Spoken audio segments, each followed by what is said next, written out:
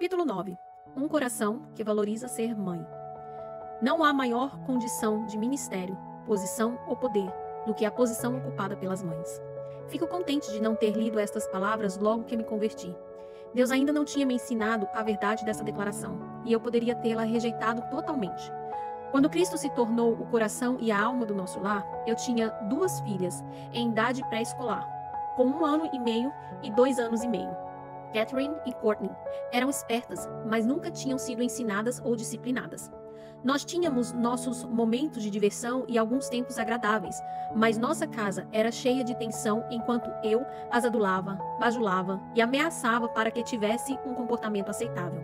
Mesmo com as meninas tão pequenas, eu era ausente de casa. Matriculada em um programa de mestrado em casamento e aconselhamento familiar, usava meu tempo, minha energia e o esforço do meu coração em seguir uma licença de conselheira para ajudar outras famílias, enquanto negligenciava a minha própria família. Criando as crianças fora de casa durante longos dias, com uma variedade de babás e creches, só tínhamos de enfrentar as noites e os finais de semanas miseráveis.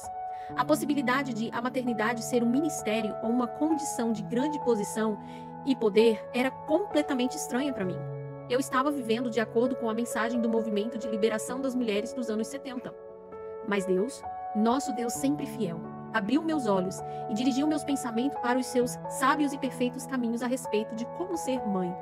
Quando me converti, frequentava um estudo bíblico para mulheres, 1 noite por semana. Lá comecei a ouvir coisas que nunca tinha ouvido antes. Comentários sobre o privilégio de ser mãe e a desafiadora responsabilidade de criar os filhos para Deus e a função materna de treinar e disciplinar seus pequenos. Com a professora sempre apontando para a Bíblia, mas uma vez usei a minha caneta marca-texto de tinta cor-de-rosa, realçando em minha própria Bíblia aquilo que falava comigo, desta vez como mãe. Estudando essas passagens realçadas, descobri 4 paixões que refletem um coração que valoriza ser mãe. Discutirei 2 neste capítulo e 2 no próximo capítulo. Paixão por ensinar a palavra de Deus. Uma mulher segundo o coração de Deus é, primeiramente, uma mulher que tem o seu próprio coração, uma paixão profunda e permanente pela palavra de Deus. E seus filhos, não as crianças da igreja, as mulheres da igreja, os amigos, os vizinhos ou qualquer outra pessoa, são os primeiros a receber os frutos dessa paixão pessoal ardente. A Bíblia fala 2 vezes do mandamento ou instrução da mãe, indicando que você e eu, como mães, recebemos de Deus a tarefa de ensinar a sua palavra aos nossos filhos. Você e eu podemos fazer muitas coisas por nossos filhos, mas ensinar a palavra de Deus deve ser nossa paixão. Por quê? Porque a palavra de Deus tem um valor para a salvação e para a eternidade. Deus utiliza a sua palavra para atrair as pessoas a Ele. O apóstolo Paulo ensina que a fé vem pela pregação e a pregação pela palavra de Cristo. E que as sagradas letras podem tornar-te sábio para a salvação pela fé em Cristo Jesus. Além disso, a palavra de Deus nunca volta para ele sem primeiro realizar os seus propósitos divinos. Levando em conta esse poder salvador da palavra de Deus, temos de colocar sua santa palavra como a primeira na lista de coisas que nossos filhos devem saber, e a primeira em nosso próprio coração. Temos de ter paixão pela palavra de Deus antes de podermos compartilhá-la com os nossos filhos. Paixão por ensinar a sabedoria de Deus. Muito relacionada com nossa chamada para ensinar a palavra de Deus aos nossos filhos, está a nossa chamada para lhes ensinar a sabedoria divina. Na verdade, o segundo significado da palavra Torá em hebraico é sabedoria. Essa definição abrange todo e qualquer princípio, deliberação, tradição, modelo de adoração, diretriz para tomada de decisão e prática religiosa baseada na Bíblia. Usada nesse sentido, Torá significa a sabedoria prática e bíblica para a vida diária. Em Provérbios 31, do 1 ao 9, temos a ideia de uma mãe que valorizou ser mãe e prezou tanto seu filho quanto a sabedoria de Deus. Nesse capítulo, seu filho, o rei Lemuel, registra as palavras que sua mãe lhe ensinou. Imagine a intimidade da cena sugerida aqui. Talvez o jovem príncipe estivesse sentado aos pés de sua mãe, absorvendo. Talvez ele estivesse escrevendo as palavras de sabedoria que sua mãe compartilhava com ele. Ele se lembrou daquelas palavras pelo resto da vida. Usou-as como rei para dirigir o seu reino, e então as passou adiante no final do livro de Provérbios, do coração de sua mãe para o coração do rei Lemuel, para o seu e para o meu coração também. Sempre que me lembro da chamada para ensinar a sabedoria prática às minhas filhas, penso no sal. De acordo com a Bíblia, minha palavra deve ser temperada com sal. E esta passagem maravilhosa sobre a mãe dá-me e a você permissão para salgar a vida de nossos filhos continuamente com a sabedoria de Deus. De nossas bocas, em todas as oportunidades, tem de sair sal. A verdade de Deus, palavras da Bíblia, aplicações dos ensinos bíblicos e referências à presença de Deus conosco e de seu poder soberano no mundo. Em Deuteronômio 6, do 6 ao 7, Deus fala aos pais: estas palavras que hoje te ordeno estarão no teu coração. Tu as inculcarás a teus filhos, e delas falará, assentado em tua casa, e andando pelo caminho, e ao deitar-te e ao levantar-te. Primeiro, a mãe e o pai abastecem seus próprios corações com a palavra de Deus. E então, deliberadamente e diligentemente, ensinam seus filhos todos os minutos de todos os dias. Quando descobri que tinha recebido de Deus a tarefa de ensinar a Catherine e a Courtney sua palavra e sua sabedoria, temperar e preservar suas vidas com o sal da sua verdade, tive de treinar a mim mesma a estar sempre na expectativa, pronta e esperando as oportunidades que viriam enquanto estivéssemos sentadas, caminhando e dentro do carro cada dia. Eu fiz a decisão de ser uma mãe sempre atenta, sempre vigilante, preparada para ensinar minhas filhas acerca de Deus pelo curso de nossa vida cotidiana. Foi muito ajudada em minha decisão quando li que até mesmo o grande evangelista Billy Graham escolheu falar sobre o Senhor. Ele percebeu que precisava criar oportunidades para compartilhar a verdade de Deus. Assim, no início do seu ministério e sucesso, tomou a decisão de mencionar o Senhor Jesus toda vez que desse um autógrafo. Ele decidiu ainda fazer com que todas as entrevistas que desse vinculassem a mensagem do Evangelho. Escrevendo a sua esposa Ruth, Billy contou: decidi que nos almoços para homens de negócio tudo será canalizado para o Evangelho. Não vou fazer palestra em eventos seculares ou ficar apresentando para eles pequenas e doces canções de ninar. Como mães que querem criar seus filhos segundo o coração de Deus, nós também temos de tomar a decisão de canalizar tudo para o Evangelho e relacionar toda e qualquer pequena coisa com Deus. Temos de falar sobre Deus para nossos filhos, quer eles achem agradável ou não. Afinal de contas, as pessoas falam sobre o que é importante para elas. E quando você e eu falamos sobre Deus, comunicamos que Ele é extremamente importante para nós. E deixe-me lembrá-la de que você terá mais oportunidade de falar sobre os caminhos de Deus e será melhor ouvida se a televisão estiver desligada. E isso requer outra decisão.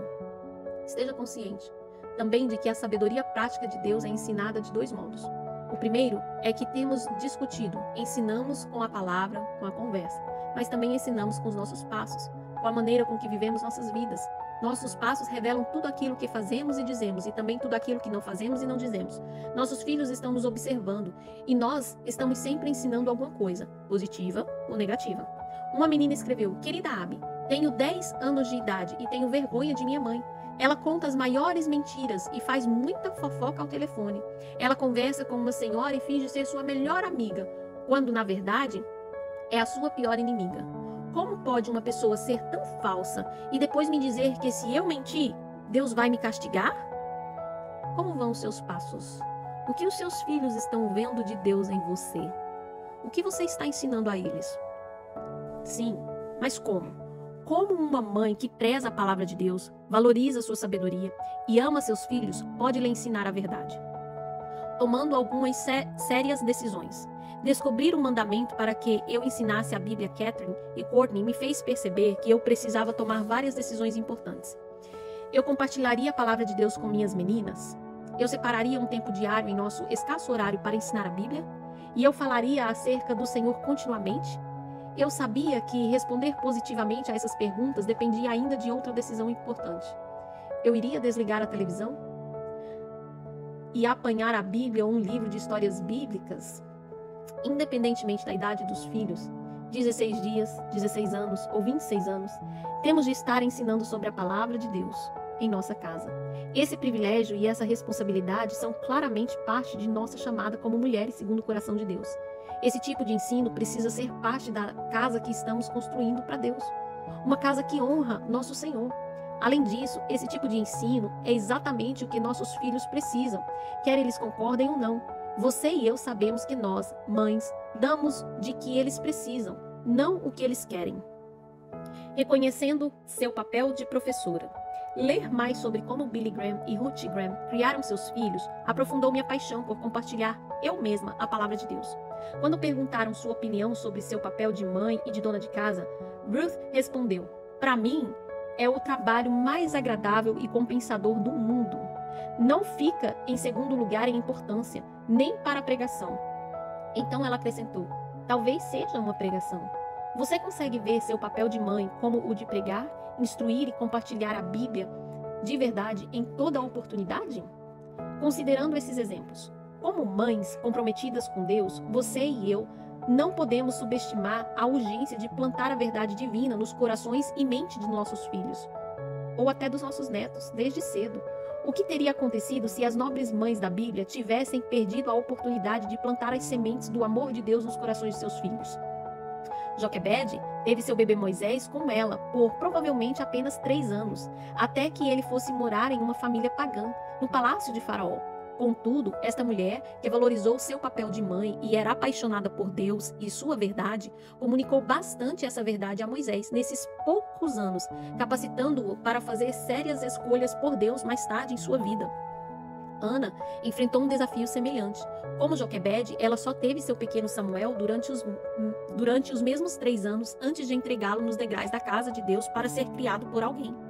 E como Joquebede, ela ensinou seu filho o bastante da lei de Deus para torná-lo um poderoso profeta, sacerdote e líder do povo de Deus nas décadas seguintes. Deus escolheu Maria para criar seu filho Jesus. Sem dúvida, ela levou a sério sua tarefa e diariamente regou a rica verdade de Deus no pequeno coração do seu filho. Sem dúvida, Deus escolheu o lar certo e a mãe certa para seu precioso filho. E quando tinha 12 anos de idade, Jesus deixou maravilhados os professores e doutores no templo de Jerusalém com seu conhecimento. Ele já estava fazendo a obra do seu pai. Você está plantando as sementes de amor de Deus e sua verdade nos corações de seus filhos? Nunca é muito cedo ou muito tarde para começar. E alguma coisa é melhor do que nada. Assim, estabeleça um padrão, seja sincera e seja consistente. Memorizando e lendo a Bíblia juntos. A biografia de Corrie ten Boom, escritora, evangelista e prisioneira durante a Segunda Guerra Mundial, nos dá um exemplo mais contemporâneo de um pai que regou a palavra de Deus no coração de seus filhos. Desde cedo, o pai de Corrie instilou em sua família a importância de memorizar as Escrituras e constatou que suas filhas haviam aprendido passagens da Bíblia depois de sua mãe morrer. Essa memorização foi muito útil àqueles servos do Senhor no tempo de sofrimento, e com a exceção de Corrie, eventualmente quando morreram por sua fé. O tesouro bíblico de Corrie ajudou-a a sobreviver nos campos de concentração nazista. Seu pai tinha dito a Corrie: "Menina, não se esqueça de que toda palavra que você sabe de cor é uma preciosa ferramenta que Deus pode usar por seu intermédio." A palavra de Deus foi realmente uma arma para Corrie ten Boom e ajudou a suportar a dor e o tormento no campo de concentração. Deus também usou a sua palavra escondida até o fim em seu coração, como um poderoso instrumento de evangelização no campo nazista, à medida que Corrie mostrava a salvação, a esperança e o conforto a outros prisioneiros sofredores. Tão importante quanto a memorização da Bíblia é a sua leitura diária. Nós não podemos omitir seu valor. Ajudando seus filhos na memorização da palavra de Deus, o pai de Corrie lia um capítulo do Antigo Testamento para sua família toda manhã, depois do café, e um capítulo do Novo Testamento toda noite, depois do jantar. Os pais de Elizabeth Elliot também levaram a sério o trabalho de ensinar a verdade de Deus a seus filhos.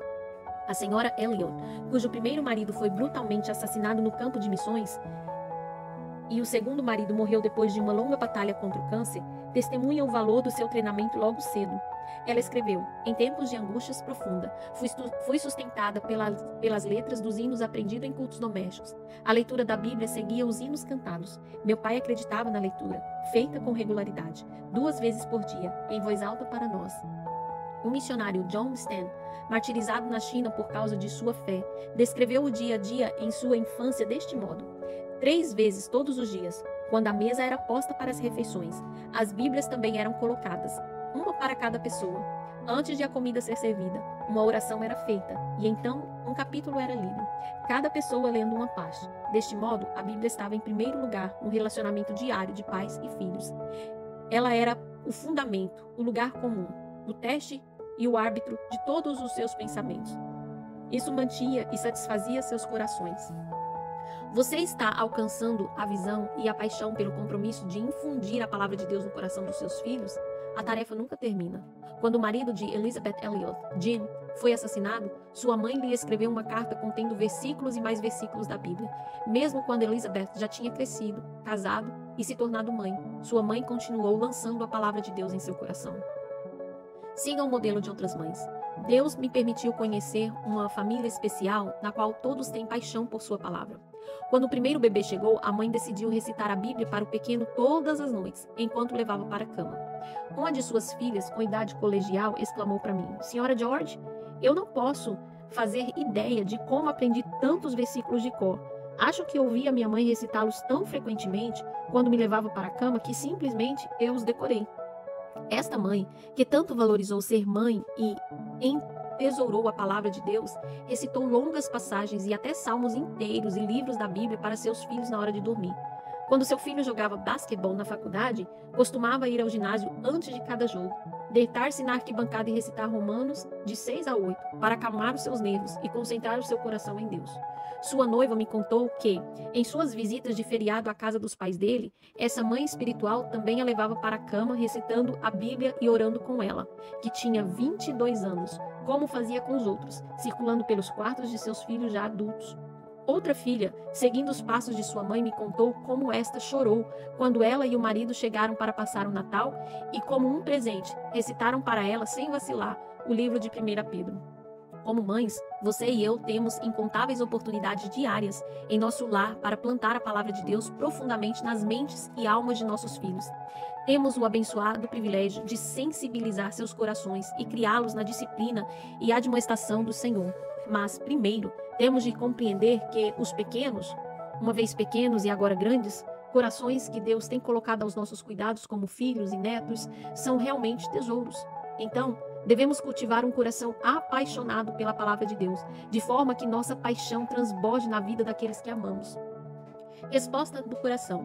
Como mães, não podemos oferecer o que não possuímos. Assim, é vital que você e eu cultivemos uma ardente paixão pela palavra de Deus e sua sabedoria em nosso próprio coração. Você tem entesourado a verdade de Deus, guardando-a em seu próprio coração? Você tem gasto tempo todos os dias regando seu coração e mente e os corações e mente de seus filhos?